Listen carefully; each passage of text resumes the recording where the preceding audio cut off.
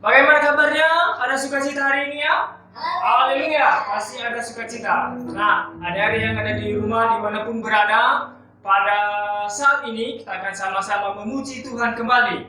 Ya, tetap semangat untuk memuji Tuhan ya. Nah, kita akan berdoa terlebih dahulu. Nah, adik-adik juga dimanapun berada, sama-sama berdoa ya. Oke, kakak berdoa dan adik-adik semua akan berdoa. Oke, ambil sikap untuk berdoa. Bapa di surga, terima kasih Tuhan Yesus pada saat ini kami bersyukur kepadamu buat berkat Tuhan yang melimpah dalam kehidupan kami hingga saat ini Tuhan bisa kami beribadah kembali untuk memuji dan memuliakan nama-Mu. Terima kasih Tuhan Yesus, berkati ibadah kami. Hanya di dalam nama Tuhan Yesus kami berdoa dan mengucap syukur. Haleluya. Amin. Oke. Pujian-pujian kita, betapa hatiku berterima kasih Tuhan.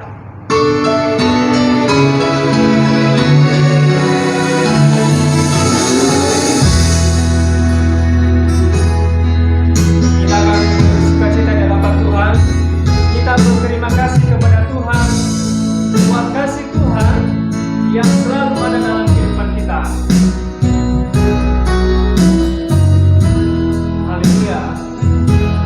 Kita sama-sama pujikan ya. Betapa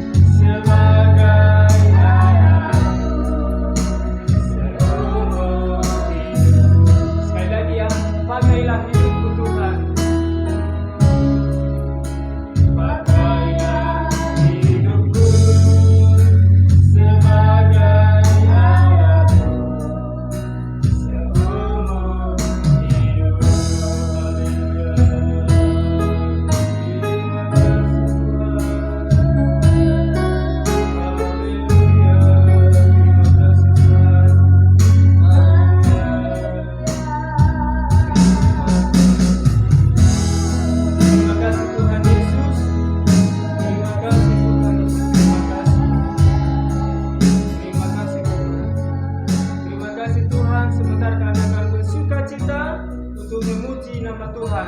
Mari adik-adik yang siap bersuka cita, sama-sama kita katakan amin. Mari kita bersuka cita di hadapan Tuhan. Mari adik-adik dimanapun berada silakan berdiri.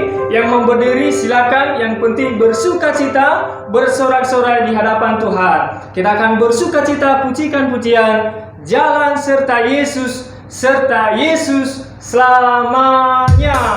Haleluya.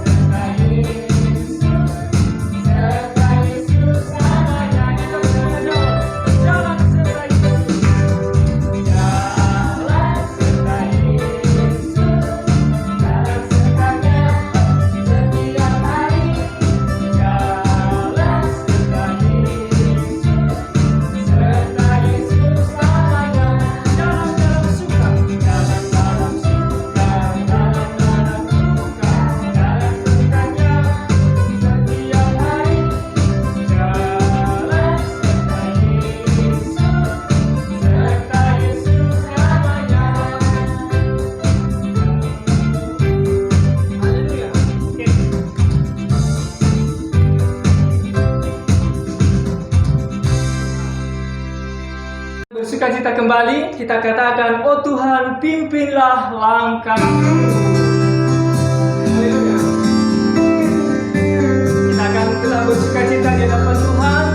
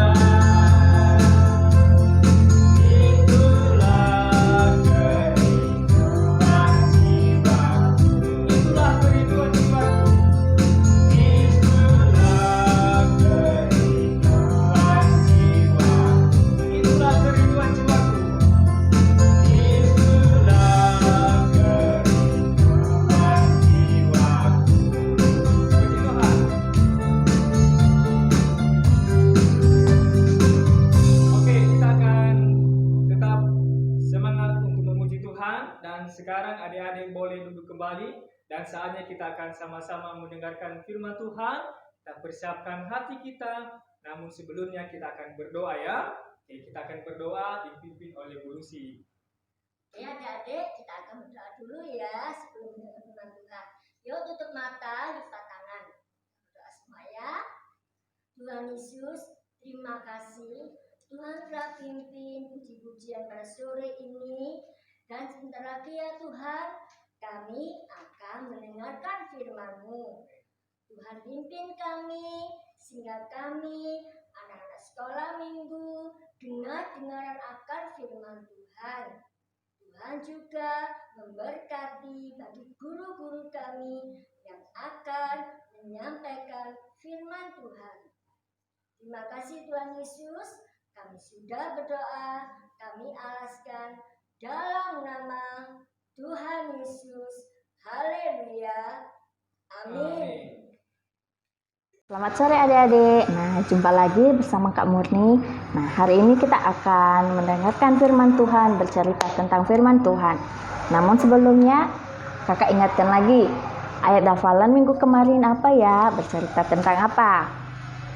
Siapa yang masih ingat ayat hafalannya apa?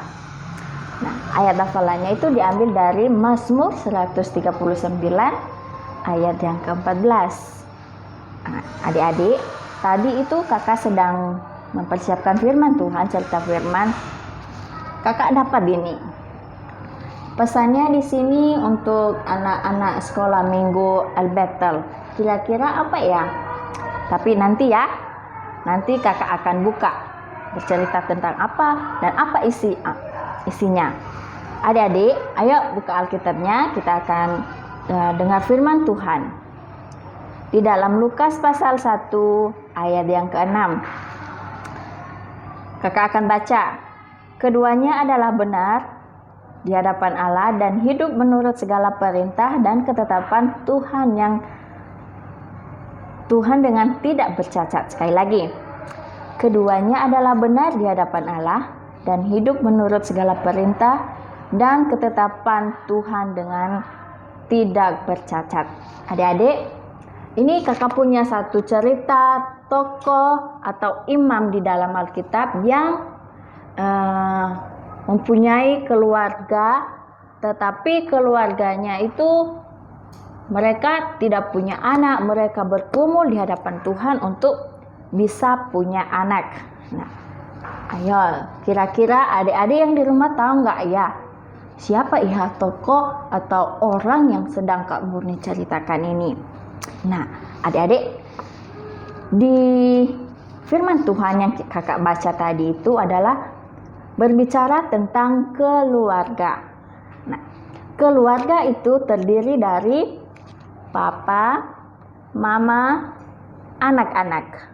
Bisa kakak, bisa adik. Nah, jadi dalam satu keluarga itu berisi tentang papa, mama, dan adik-adik semua yang ada di rumah. Seperti ini gambarnya.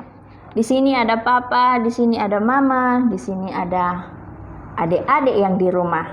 Nah, jadi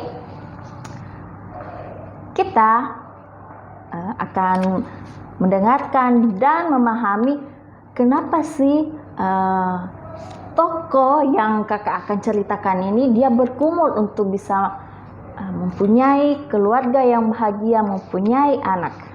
Nah, adik-adik, pada satu ketika Imam Zakaria itu sudah tua. Dia tidak punya anak. Dia bergumul, dia berdoa di hadapan Tuhan. Nah, istrinya juga Elizabeth namanya. Istrinya juga sudah tua dan sedang bergumul untuk bisa mendapatkan anak. Tetapi masih belum dijawab oleh Tuhan doa-doa mereka. Bapak Zakaria sama Ibu Elizabeth itu sudah lanjut umurnya adik-adik, sudah tua. Tetapi Tuhan menyatakan mukjizat yang luar biasa. Akhirnya ketika imam itu sedang melakukan tugasnya di bait Allah, di situ malaikat Tuhan menampakkan diri dan mengatakan bahwa engkau akan mendapatkan anak dan doanya akan dijawab oleh Tuhan. Jadi adik-adik yang dikasihi oleh Tuhan, Bapak Zakaria ini dan Ibu Elizabeth ini, mereka hidup berkenan di hadapan Tuhan. Mereka hidup kudus, mereka hidup dengan berbuat baik, mereka hidup saling menolong satu dengan yang lain. Mereka hidup berkenan di hadapan Tuhan. Jadi ketika mereka sedang bergumul, ketika mereka berdoa, dan akhirnya Tuhan menjawab doa mereka sehingga mereka mempunyai satu keluarga yang utuh. Nah, adik-adik yang dikasihi oleh Tuhan, yang menjadi pertanyaan untuk adik-adik yang di rumah dan untuk kakak juga, gimana ya kak ciri-ciri keluarga yang takut akan Tuhan, ciri-ciri keluarga yang berkenan di hadapan Tuhan? Apa ya? Adik-adik ada yang tahu nggak? Nah, kalau tidak tahu kakak akan kasih tahu. Nah, adik-adik yang di rumah, ada 3 hal yang harus kita ingat dan harus kita pahami sebagai orang-orang percaya kalau kita melihat keluarga kita ada dalam perlindungan Tuhan, yaitu keluarga kita hidup dalam kebenaran firman Tuhan. Nah, hidup dalam kebenaran firman Tuhan itu seperti kita melakukan apa yang Tuhan kehendaki. Contohnya, Tuhan mengatakan kita harus berbuat baik. Nah, jadi keluarga kita juga harus berbuat baik. Nah, seperti itu ya adik-adik ya. Terus yang kedua, keluarga kita itu harus hidup dalam ketaatan. Nah, ketaatan ini contohnya seperti